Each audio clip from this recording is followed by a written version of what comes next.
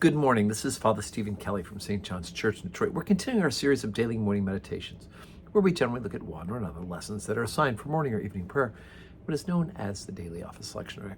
And I thought for today we'd go ahead and take a look at one of the lessons that's assigned for evening prayer, and that is from St. Paul's letter to the Romans. Now remember, St. Paul is addressing a community he hasn't been to yet, but he's making a theological explanation, not only as a justification for his own apostleship. He's desiring to go to Rome and share what he has learned and to help the church to grow there, but also he begins talking about the relationship of Jew to Gentile and the importance of the original covenant, and yet we are no longer under the law as a part of the plan for salvation, that the law has now been superseded by the life of grace. So we're at chapter 3, and I'm going to start off at verse number 9. What then? Are we better than they? No, in no wise, for we have proved, both Jews and Gentiles, that we are all under sin. As it is written, there is none righteous, no, not one. There is none that understandeth, there is none that seeketh after God.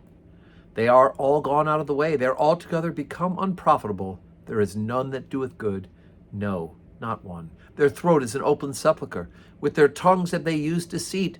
The poison of asps is under their lips, whose mouth is full of cursing and bitterness. Their feet are swift to shed blood. Destruction and misery are in their ways, and the way of peace have they not known. There is no fear of God before their eyes.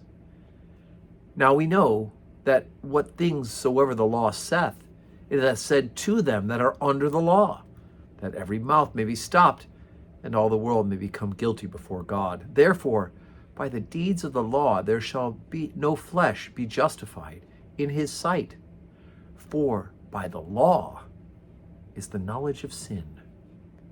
Okay, so let's look at two quick things about this. First of all, he says, as it is written, and then goes on to make this long litany of proofs that we basically are gone astray from following the way of God. Now, where does that come from? So this is where it helps for you to have what's known as an annotated Bible. And this is actually a Revised Standard Version of it. But you can see down at the bottom of the page, is that chapter 3? Yeah. Down at the bottom of the page, there are notes that make references to various parts of the reading. So all you have to do then is look down at the bottom, and it says here, all are guilty. Jew and Greek, despite the former's advantages, stand on the same ground under the power of sin. And then goes on to talk about the references made in verses 10 through 18, which we just read, are from Psalm 14, Psalm 53, Psalm 140, Psalm 10, Isaiah 59, 7 through 8, and then Psalm 36. So it gives you an opportunity, if you want to do the research and you're doing an in-depth Bible study, to go ahead and to look up those verses and see what it is the psalm writer in Isaiah is referencing that St. Paul has pulled out and put together in this string to help to convince us. Now, if we were Jews, all those things would pop into our head right away. And hopefully we're praying the daily office regularly. Those Psalms, all those verses, we go, oh, I remember that. Oh, that's from the Psalms. Oh, I remember that too. And so it is, we can see where Paul is drawing from in order to make this point. But in the end, what's important, of course, is that Paul's making the point that what the law has done is not saved us, right? The original law. But what the law has done has helped us to realize how desperately we need God's grace, right? Because of sin, because of our fallen condition, we cannot be saved on our own merits. We cannot keep the fullness of the law. We need help. And that help is God's free gift in the participation of the divine life. It is grace, right? That unmerited gift from God. And that's what he says. Therefore, by the deeds of the law, there shall no flesh be justified in his sight, because with our flesh we are fallen. And as he said, all of those things that he just listed are true. But for the law is the knowledge of sin.